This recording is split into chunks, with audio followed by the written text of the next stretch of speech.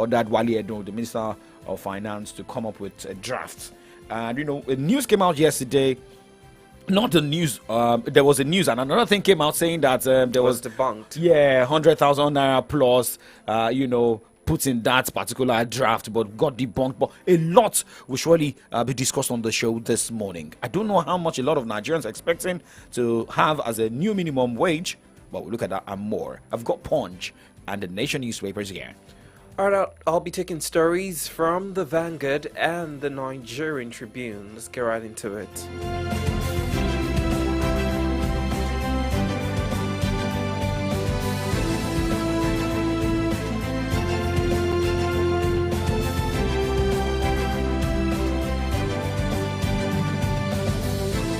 News, sports, entertainment, top 100 music on your Remedy Radio dial.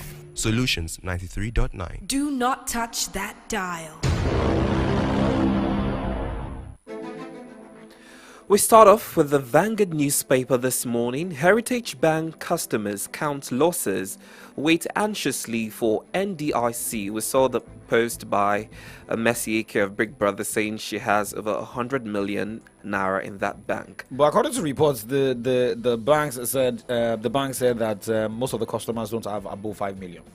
Well, Mercy also has a claim, so I guess we'll have to wait and find out. Presidency to Atiku. No 5.4 trillion naira fuel subsidy provision in 2024. Rivers Ojo to INC. Wike gave more federal appointments to Ijors. Minimum wage talks. Labour gets restive as federal government plays waiting game. Reps move to create new state in Southeast as bill passes first reading. Terrorism, review strategies of security agencies, Senate tells Tinubu. Fidindi unleashes Iheanacho, Lukman, Boniface on Bafana. These are the stories on the front page of the Vanguard newspaper. Okay, well, let's look at the Nation newspaper this morning. What we have on the front page of that newspaper. The carpet lines: Kaduna's stolen money should be recovered, says Shehu Sani. Leaked fiscal policy documents not authentic, presidency affirms. Saudi banned intending pilgrims are held with 2.20 kg cocaine. Sanwo-Olu gives 10 million naira to LASU's best graduating student. Well, I stand to be corrected. This will be the first time we're hearing a governor dole out up to that amount to a best graduating student. And looking at this banner headline: wage, governors won't pay above 70,000 naira. Ha! Rider says Uzodima panel to give report. Next rider says federal government didn't offer 105,000 naira, says presidency. More on the front page of the Nation newspaper is advertorial.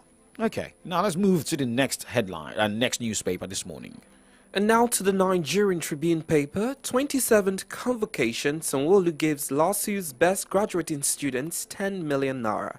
NAS wants investigation into that of 30 minors in Niger. PDP to IGP arrests ex-Adamawa Rec, Yunusa Ari now. Says trial delay creating bad precedents. Hajj 2024, NDLEA arrest intending pilgrims with cocaine consignment in Lagos. Labour Party makes U-turn on obedience directorates. Soyinka canvasses politics hinged on ethics, truth and justice. Alleged 5.4 trillion naira fuel subsidy allocation. Atiku, PDP tackle Tinubu. There is no 5.4 trillion provision for subsidy in 2024, presidency clarifies. Disowned leaked documents on fiscal policy proposal. Motorists, residents express concern as flood takes over Lagos-Ibadan Highway, Long Bridge. Arafat Day is June the 15th, Eid el-Kabir is June the 16th. 52% of bank assessed 97% of rated insurance companies and says it does not have sustainability report. New minimum wage, Tinubu receives cost implication from negotiations team as committee resumes meeting. These are the stories on the front page of the Tribune paper. All right, now going straight to the Punch newspaper this morning and looking at the headlines here. Starting with the banner headline. $3.3 billion loan for crude. The banner says FG gets $925 million lifeline as Naira trades 1,481 Naira per dollar. And right after that headline, Afrexim Bank disburses additional $925 million under $3.3 billion loan for NMPC. And you can see the front page picture of what happened at the Lagos-Ibadan Expressway flood. Motorist ground is flood overruns Lagos-Ibadan Expressway bridge. Others. Remember, there's been a lot of warnings concerning the rainy season. Heritage Bank shareholders push for MDED's probe. 4 Hajj pilgrims nabbed with 2.2 kg cocaine in Lagos hotel. Presidency denies 105,000 naira pay as Labour waits Tinubu's offer. Pocket headline from the Punch newspaper this morning says NGE signs slam pleas over journalists on lawful detention. National Grid shut down, treasonable. SGF. Oh, that's the reason that we had soldiers around the venue of the meeting that the organized labor had with the SGF. Okay, now this headline says reps dump a 740 billion naira misused natural resources fund. That's according to report. Yeah, the report. Now, Atiku demands probe as FG denies fuel subsidy payment. This and more you can find on the front page of the Punch newspaper this morning. Now, going back to what we saw on the carpet line of the Nation newspaper, most especially the banner headline: wage governors won't pay above 70,000 naira, and organized labor, pushed their own request to 495, right? And coming back gradually. If Edo State governor could pay 70, right? And governors are saying they won't pay above 70,000 naira. Are we not headed for another protest or shutdown, putting Nigeria on its knees by the organized labor? I mean, I know that there will be a lot of disagreement about the payment by some state governors. We did talk about some state governors not even paying the current 30,000 naira minimum wage. So it's expected that if an increase is being done, you will see the governors agitating in that regard. But it's really worrisome because these state governors receive a lot of allocations from the federal government. Take, for instance, the security vote that is being argued, and questions are raised on what the money for security votes is used for, being that in some of these states we're currently experiencing insecurity in very despicable ways. So what are they using these monies for if they can't pay? I think there's a story about, I can't remember his name now. He said he cannot pay his driver. It's still the SGF. The SGF, good. He cannot pay his driver 100,000 naira, and he has 4 drivers. It makes me wonder. First of all, what are you doing with 4 drivers? You cannot pay 100,000 naira in this current economy. That a bag of rice is approaching 100,000 naira. 100,000 naira won't do anything for a Nigerian right now. Take a family man who has 4 kids, for instance, because that's the average you can find in a Nigerian home. 4 kids, taking care of them in schools, making provisions for food, paying house rent and other utility bills. How do you think 100,000 naira will sustain such a family man? I think it's the mentality that a driver should not earn that much. A driver should not worthy. Over 50,000 naira. Yes, he's not worthy of that amount. That's the mentality we're dealing with. Well, Comrade Ayode Jadishokwe is here as we look at some of these headlines and more. We also go straight to Kaduna State, also on the show, talking about the probe of the former governor of the state, El Rufai. But Comrade, good morning to you. Thank you for joining us. Comrade, are you there? Okay, Comrade is searching for his earpiece, right? Comrade, are you there? Okay, so as soon as we reconnect with Comrade Ayode Jadishokwe, well, he will surely. But let's go straight to Kaduna State. Remember, there is, a committee set up to investigate mismanagement during El Rufai's administration in that state. Now, a big question is, why do we keep having, most especially when oppositions, assume power, they always go for the jugular of the predecessor? Why is this happening?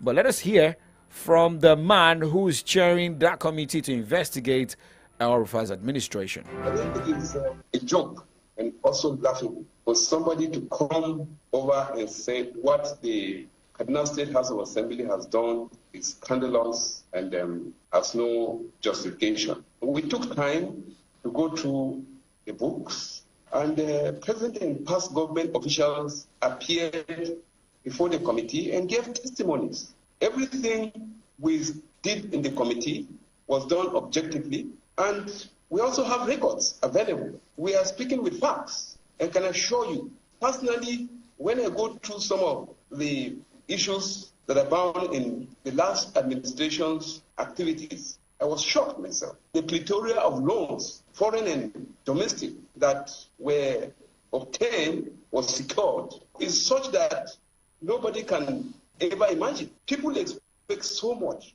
from us on this position of trust. And therefore, it is on that basis that we went into the records. In fact, the time given is so short, and it was at the twilight of the investigation that more facts kept revealing.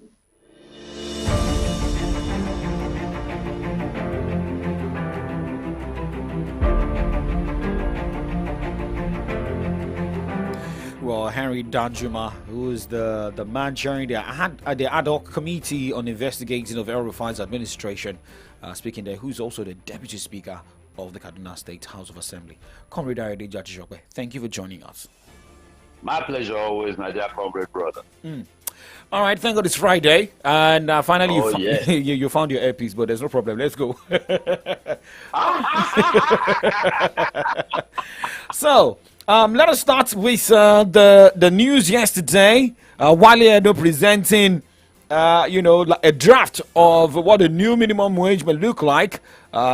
A rumor came out and was debunked by the presidency of 105,000 naira. However, the front page of the Nation is saying that Usodima saying that governors cannot pay above 70,000 naira for the new minimum wage.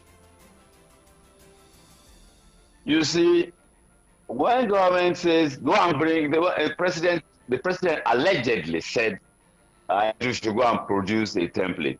Okay, when they were going into negotiation, didn't they have templates? I don't understand this thing. You are going into a negotiation about minimum wage. You should have had with you templates. If we pay 50, this is it.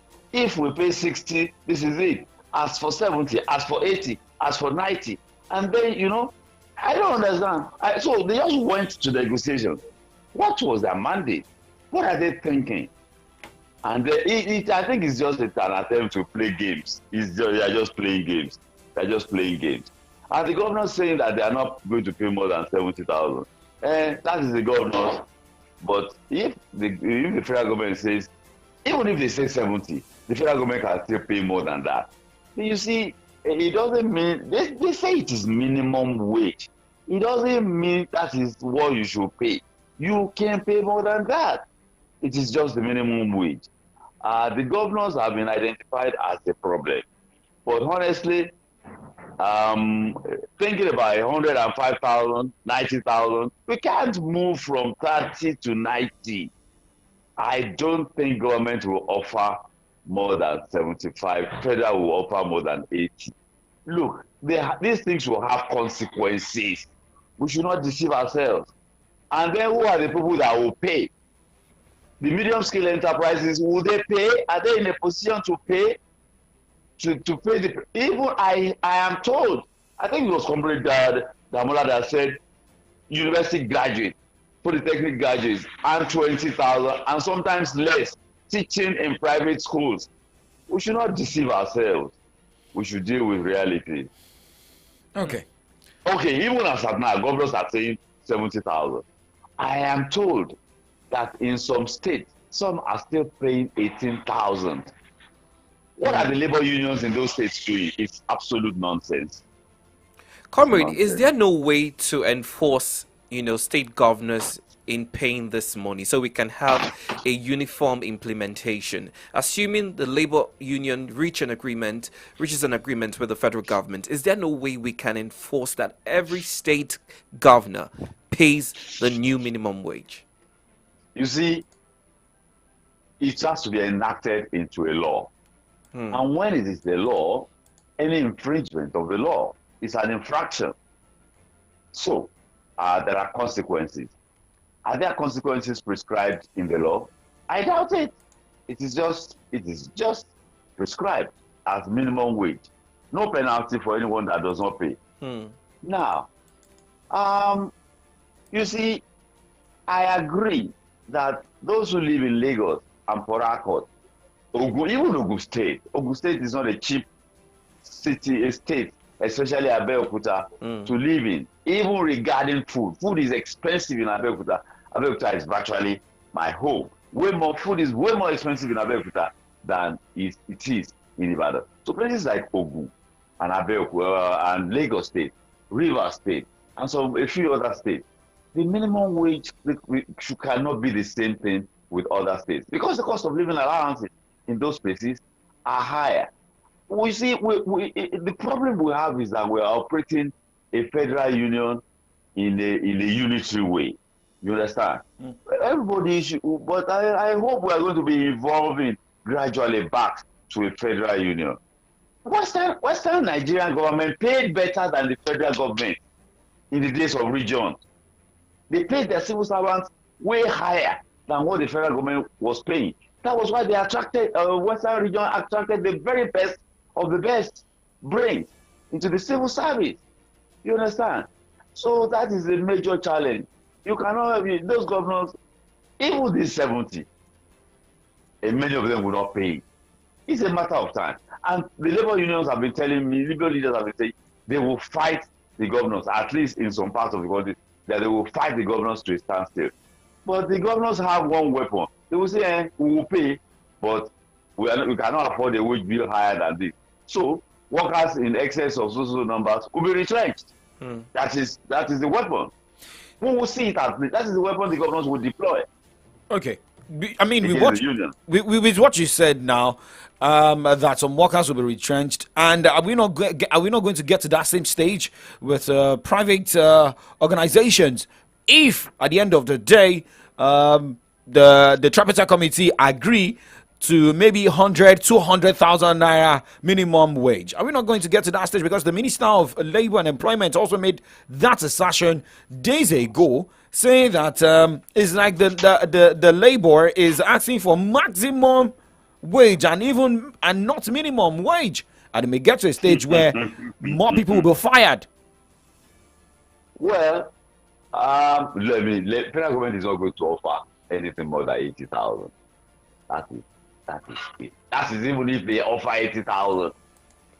So, I hope it do not lead to a protracted strike when labor says no. But I think they have a way of dealing with labor when they start telling labor that you have committed, a criminal offense by going on by shutting down the national grid. Yeah, because it is in the books that it is criminal. That's how certain people cannot go to court and cannot go on strike.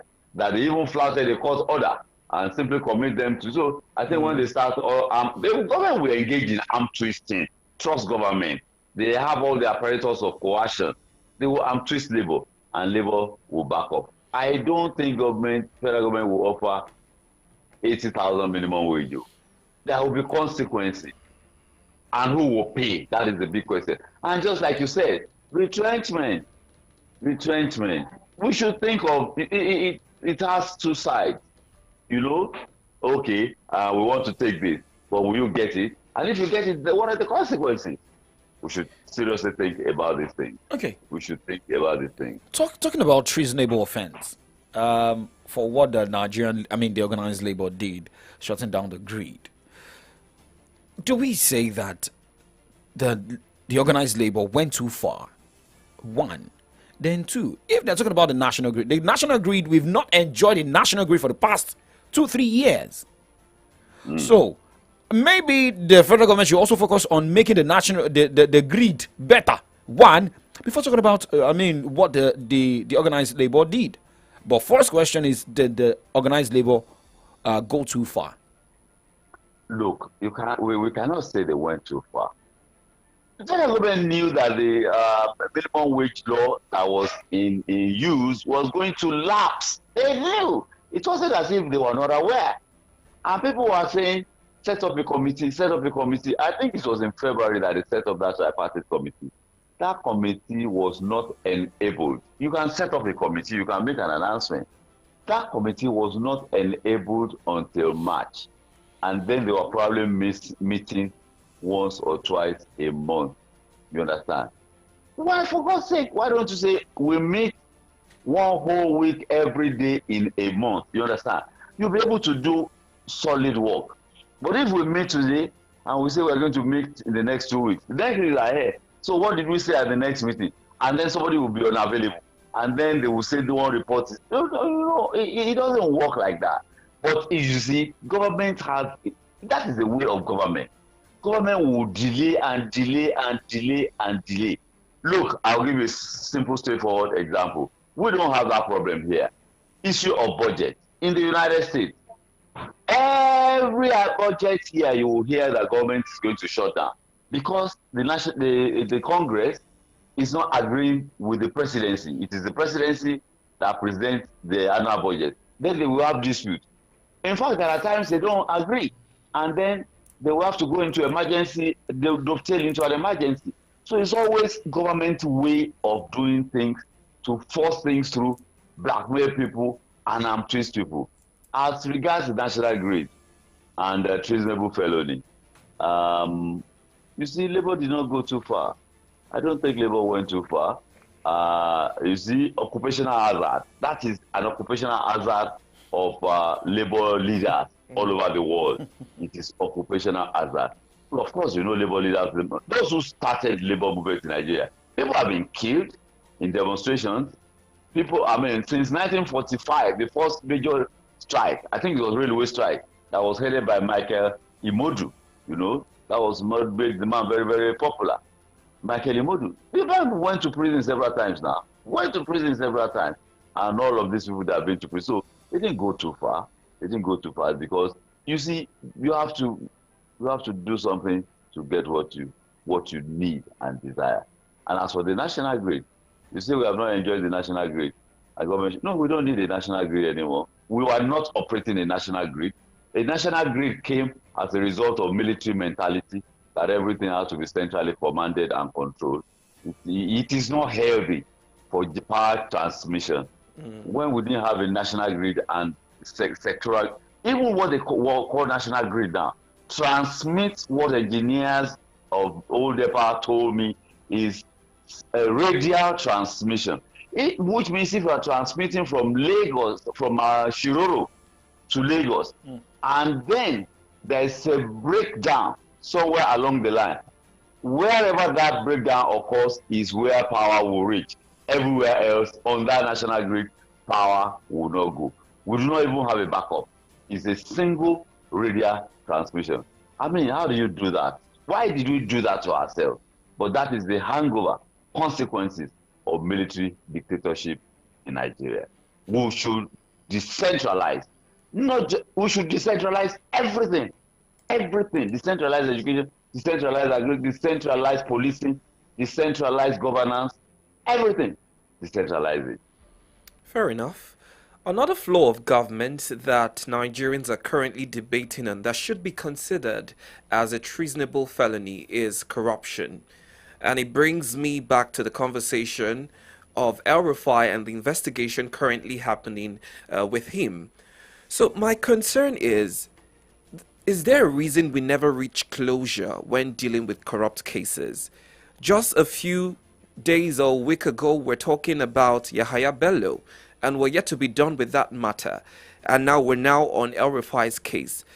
It's more it's more like a personal vendetta when we're fighting corruption as opposed to the true cause or getting to the root of the case. Is that how corruption is being handled in Nigeria?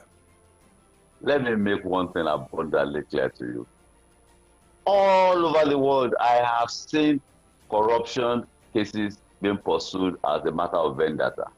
I have seen it all over the world. And in the so-called advanced countries, in France, there was one particular guy that was headed to become the French president. They just, it was apparently a setup. The man just fell into that trap of setup, and that ended his presidential ambition.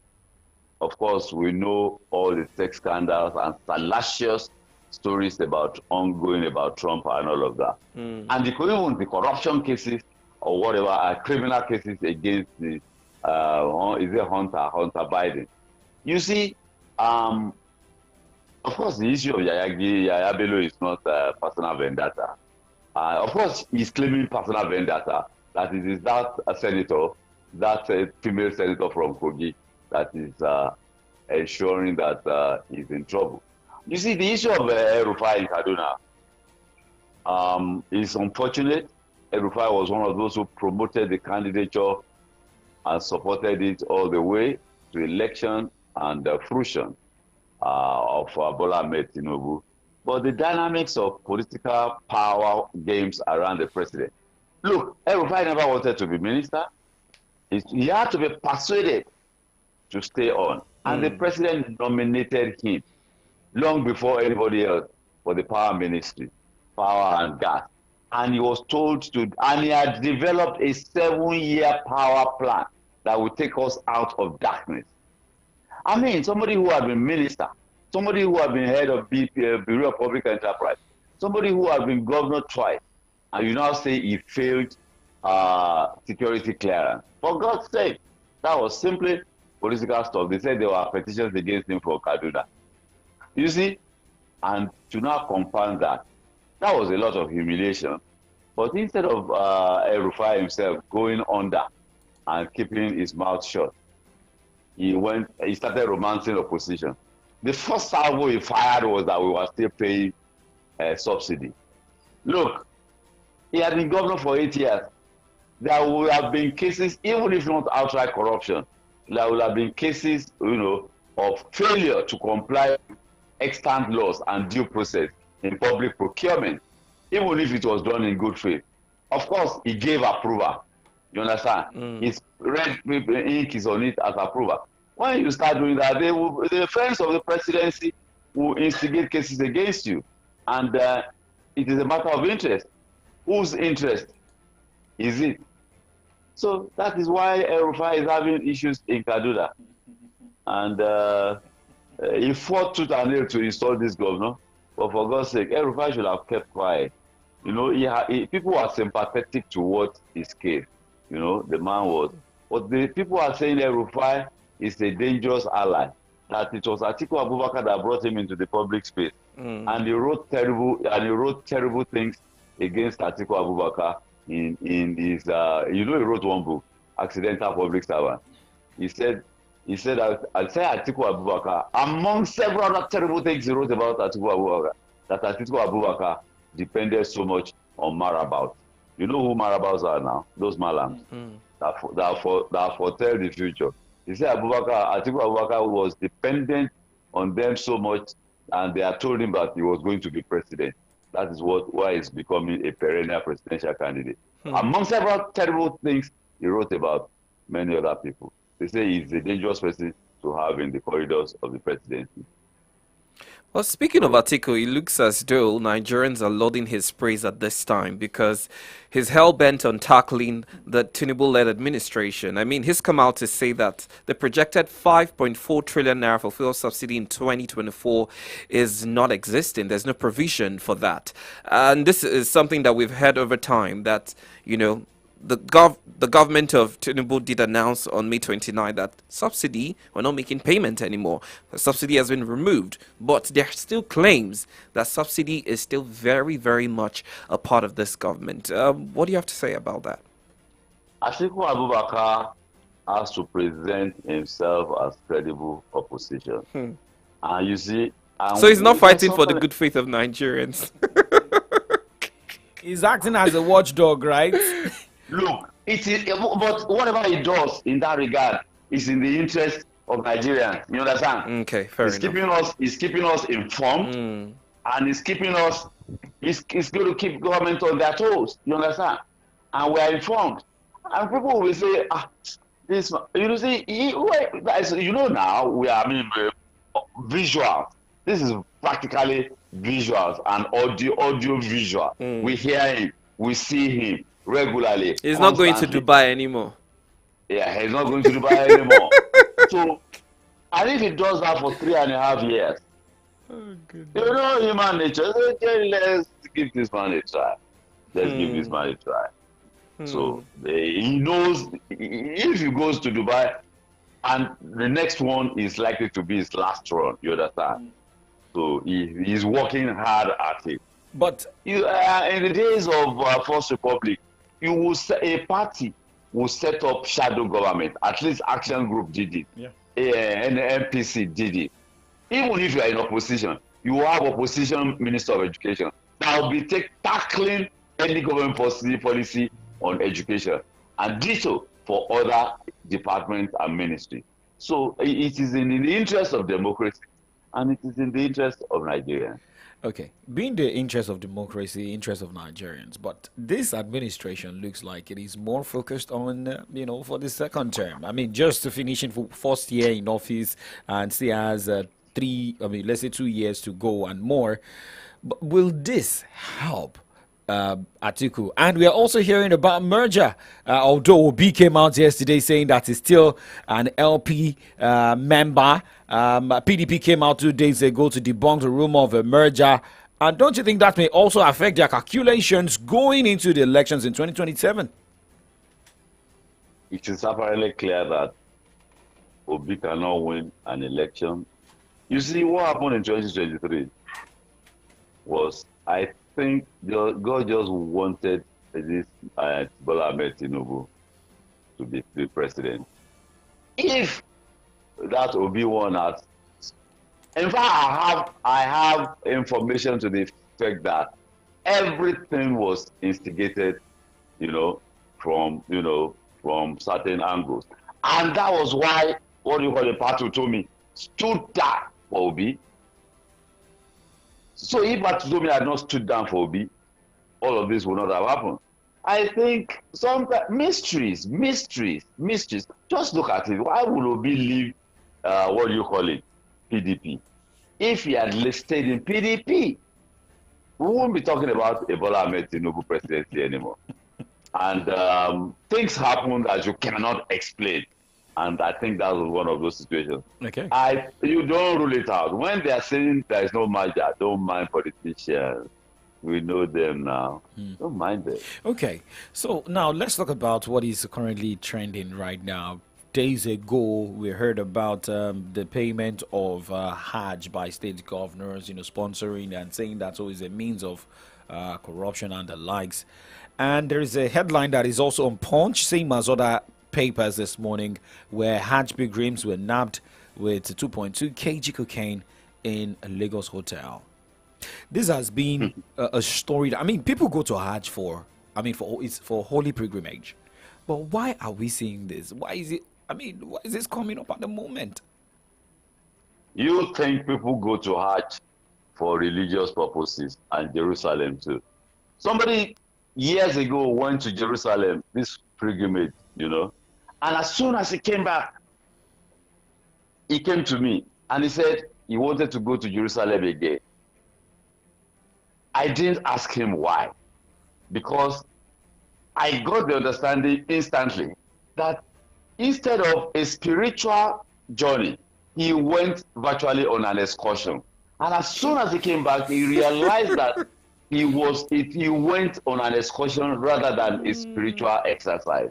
And he realized he had missed the essence of the pilgrimage.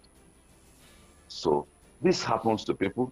People, you see, people have agenda, and there's an agenda, or the original agenda, and then there will be some agenda that people will set up. people will see other opportunities. And people will just say, okay, in the midst of the crowd, oh, these are pilgrims. Oh yeah, go. They will get their stuff in. But security agencies too are very alert. They didn't even nab them at the airport. They nabbed them right inside their hotel. That means credible intelligence. Absolutely. Credible intelligence is key to security. So, the next set of people will be more careful. Will be more careful. Okay, being more careful. I don't know if you follow the story of the creation of a new state, which also came, in the southeast from the National Assembly yesterday. Is this the right time to talk about creation of a new state when most states are still grappling? We are still talking about the new minimum wage and the likes. My dear comrade brother, I'm a student of history. I'm a student of political science. No new state, I can assure and reassure, no new state will be created in Nigeria. You ask me why? Why? Sadly, Southeast has only 5 states. There's a geopolitical zone, Northwest has 7 states, others have 6. The conditions for amending our constitution requires, consent from 2/3 of the state. Okay, you say, let's create one more from the Southeast to balance, Nigeria. The other geopolitical zones will say, no, give us our own one state. And then those who have 7 will say, no, give us. Look, no new state will be created in Nigeria. I can assure you. Those who are going around Ibadan saying they are on the platform, some even did their campaign on the platform of creating Ibadan state. It is not going to happen. Quote me. It is never going to happen. Because? The constitution is rigid about it. Very rigid. And other geopolitical zones will say, we want our own. And then, how many states are you going to create? And then there will be no consensus. Some states will shoot it down.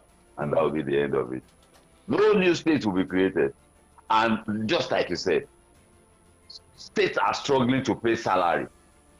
They are owing. And then is that the next thing important on our agenda? States were created based on identity, marginalization. It has resulted in what? The mess that is on ground now. Unviable states. When you have states like Bayelsa, you understand? So pardon me for citing Bayelsa, but that's the reality. If not for oil, the viability of state, it is very important if we are going to sustain this federation. But I mean, if you're speaking of priority, then the change of national anthem would be raised by Nigerians, because if we want to table out, scale of preference as it concerns things that are affecting this country, national anthem shouldn't be one. But that's not the conversation we're having now. Tinubu campaigned with that.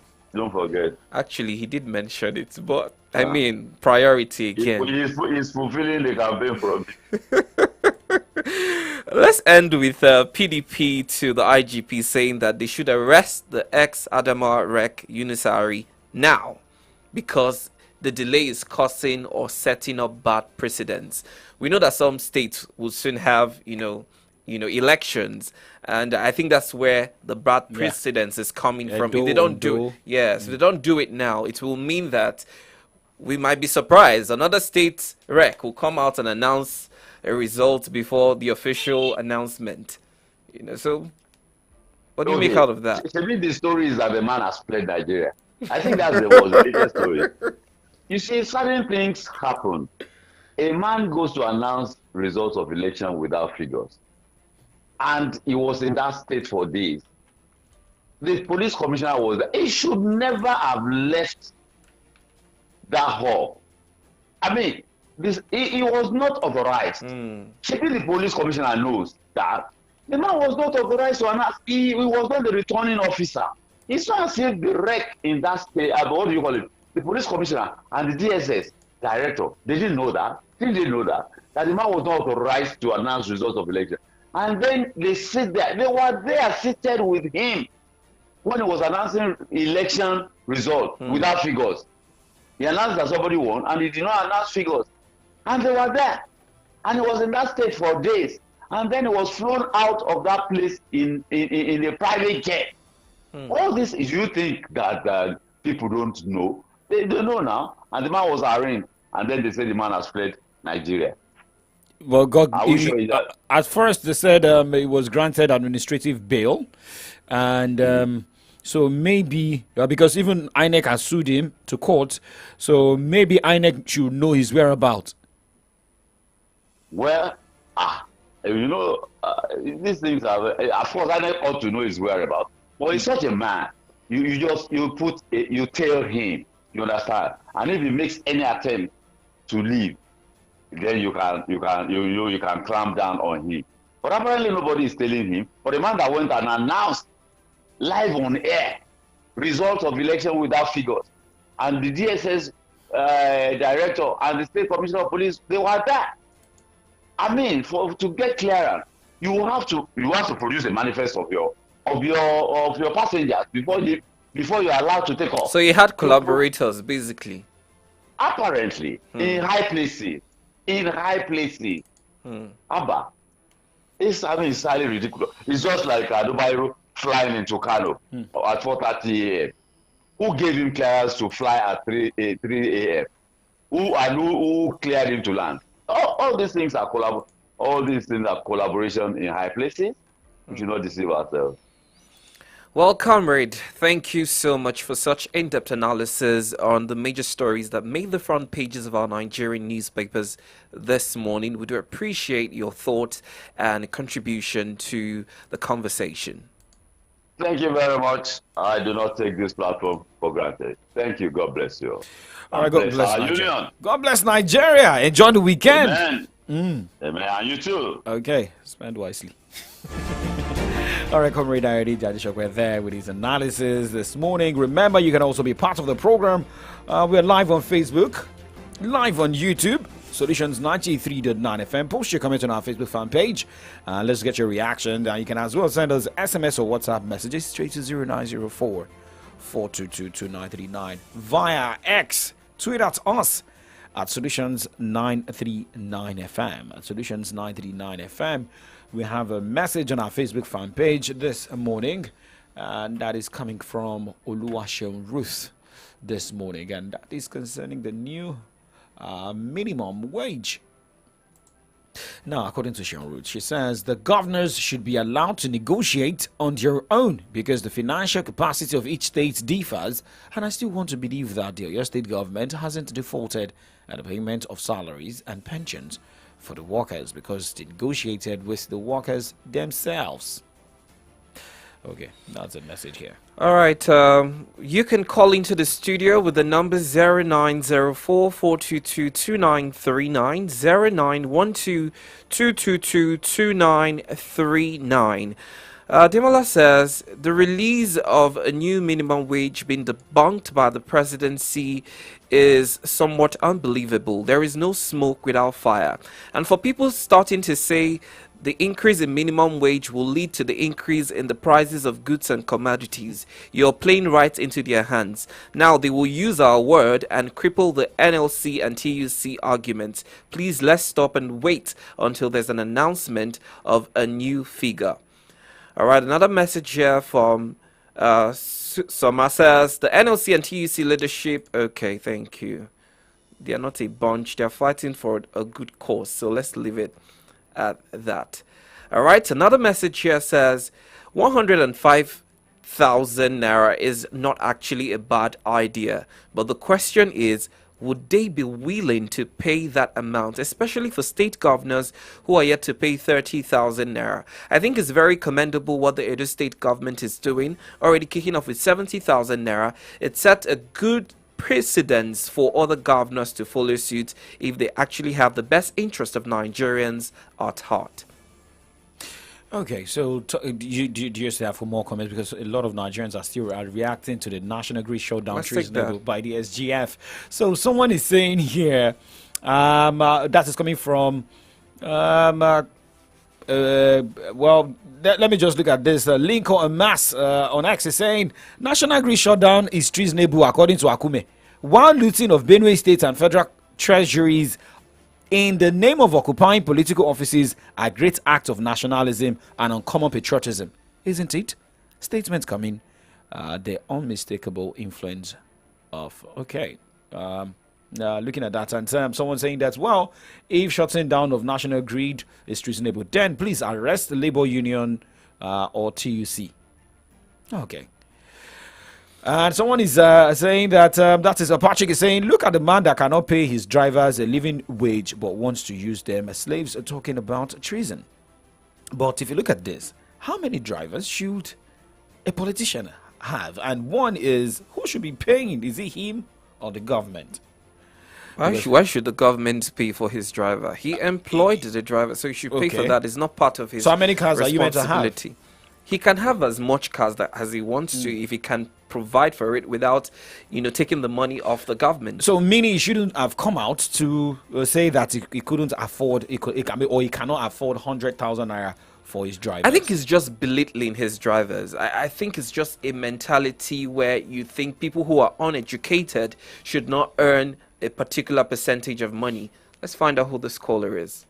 Hello, good morning to you. Welcome to the show. Good morning. Good morning. So I'm a Sheriff Corner from Onara. Great to have you. Thank you. After every Friday. Best wishes to you. The issue of minimum wage, I want one of us to know that this is not about the general workers alone, including the senior workers as well. So I want to appeal to the Labour Union. If they want to conclude and negotiate with the federal government, they should allow the state governors to allow them to negotiate with them as well, because we have different states that their financial capacity is not the same. You can't compare Lagos State with Oyo State. You can't compare Oyo with Osun. Even Edo that is already paying them 70,000 now. There are some states that they can't even afford to pay 50,000, even with the present minimum wage, because we have different states across the federation that their financial capacity is not the same thing. Not only one, the total workforce of each state is not the same. You can't compare the workforce with Oyo now, with Osun. Because from my own research, we have over 100,000 civil servants here in Oyo alone. And if Oyo State is paying them regularly and promptly, I think it's based on agreement with what we have brought the Labour Union in the state before. But if you want to relent in that aspect, maybe he engage himself beyond the financial capacity. So that's my own take in that regard. Thank you. All right, thank you for your contribution. So now, saying that, for Uzodima saying that governors that cannot pay above 70,000 naira. So are we going to be expecting another showdown by NLC? Remember, they had to put the strike on hold. Not that they called off the strike totally. Put on hold, and there will be negotiations, and that should be by Monday. We should be expecting more update. But there is a report from the Punch talking about how much Nigeria lost in a day. Hello, good morning. Hello. Good morning to you. Hello, good morning. My name is Adam Lola. I am calling from Bodija. Great to have you. All right. As regards this minimum wage we're saying, now this is what I think. Now, you see, as it is in the country, things are expensive. I expect, or should I say, I beg our president to bring things down. Let there be price control. Let the price of fuel come down. Now, let the NLC and TUC bargain with the state governors. Because to me, I feel the money entry their pockets are different. Now the governors will know the amount they can pay. Though it will be increased, but it should be something that they can pay, and they will be paying salaries every month. Not that one governor will be owing a worker's salary. Now, let's take the case of Oyo State as an example. As we all know, Governor Seyi Makinde has been paying the salaries of his workers regularly, as at Wednesday. He's even paying wage award. Now, if we now say we want something too exorbitant, won't it affect we, the workers? Thank you. All right. Thank you very much for your contribution. Okay. Well, a couple more messages here, and this one is from Rafin Dadi, and he says El Rufai created a propaganda against Obi and claimed that Obi gave ID cards to Northerners in Anambra, which is quite a falsehood. What is happening to El Rufai right now is karma. He's paying for some of his falsehoods and claim against the obedient movement. Okay. Let me quickly look at the reports coming from Punch. The Punch newspaper said Nigeria may have lost about 148.8 billion naira in oil revenue on Monday as a result of the industrial action embarked upon by the organized labor to protest against the 60,000 naira minimum wage proposal of the federal government. So if there's going to be another protest, we should think about it. Hello, good morning. Hello? Yeah, good morning. To you. Good morning. What's your name? name? Where are you calling from? We can barely hear you. Please, can you kindly speak up? I'm also calling from Ibadan. Great to have you, Bosse. Let's have your thoughts. My first reaction is to your station in particular. Actually, the way you barely open the studio lines for people to contribute to your.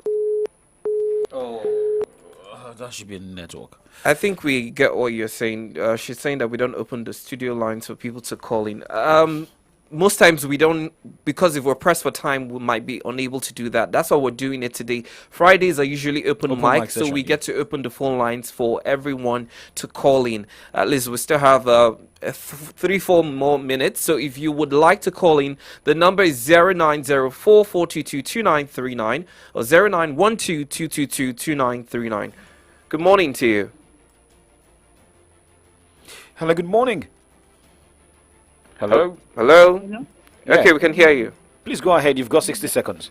These are the line. All right, let's Derek, go. great to have you. All right. Yeah, on the minimum wage, I think the consideration should be put in place. Whereas in some states who are yet to meet up with the old minimum wage, how do they expect them to meet up with the new minimum wage? So let's say, for instance, now, in your state, we have a high number of civil servants in the state, and the governor has never delayed from paying the civil servants in the state. Even the wage award was even extended in your state. So they should try and put in consideration. You can't say, like, for instance, in Edo State, where the number of their workers is not much, they are paying 70. So in Edo State, the number of workers in the state are much. So they should put all this in consideration when setting the minimum wage. Thank you very much. Okay. Thank you for your thoughts. I think it makes sense. It brings back what Comrade was saying about different states and different allocations for depending also on the Yes. total number of workers, right? Hello, good morning. Hello, good morning. Morning to you. What is your name? This is Tolu, and I'm calling from US. Great to have you. Let's have your thoughts.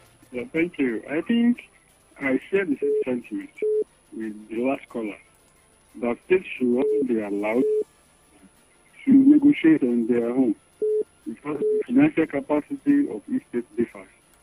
That is why many of these states are not even implemented the current 5,000 minimum wage we have in the country. So I think there is an idea that's going on in our states that should be emulated by all these states. They call it salary structural adjustment. So you get, and that is why the governor has not defaulted in the payment of salaries and pensions since his mandate as the governor. So that's my thoughts. Thank you. Good morning.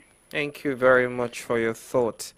Well, I think that is very commendable what we're seeing in Oyo State. We're seeing people commend the governor for making such payments. And I mean, if other states' government can take a cue from this, best believe we're going to have a better Nigeria. Yeah, that is it. And when you have the workers not being owed and you know that things are moving, plans are going in place. But let's also, like you said, it is more of other governors taking a cue from what governors that are doing the right thing are doing. Also, let us also look at their IGR as well. Are governors also looking at ways of improving the IGR of their states and not depending on the federal government? That is a big question. All right, this last call, and it's a wrap. Hello, good morning to you. Good morning. Thank you. What's your name? Hello. We can hear you. What is your name? Okay, it's Rosa. Rosa calling back. All right, you have 1 minute, please. In less than 30 seconds, we'll appreciate it. All right. My contribution is just to the state government in the way things just went concerning the NLC and the federal government, especially on the wages award. So I want to just urge the state government to please, they should consider the masses as well. With the fact that we all know that all the states may not be able to pay the same amount the federal government may decide to pay. So yes, they should please consider the masses. All right. Make things work hand in hand. All right. Thank you. All right, thank you very much, Boze. So on this note, to call it a wrap on AM updates from the daily segment this morning. I'll be back on Monday morning, starting at 9 a.m. with Kickoff Sports Show. Then 9:30, we go into the dailies. We have an analysis, and if you have little time, you can call in. But remember, every Friday is an open mic session. My name is OLADAPO Okunubi. All right, I hope you have a swell weekend. My name is Victory Onyedikachi. Good morning to you.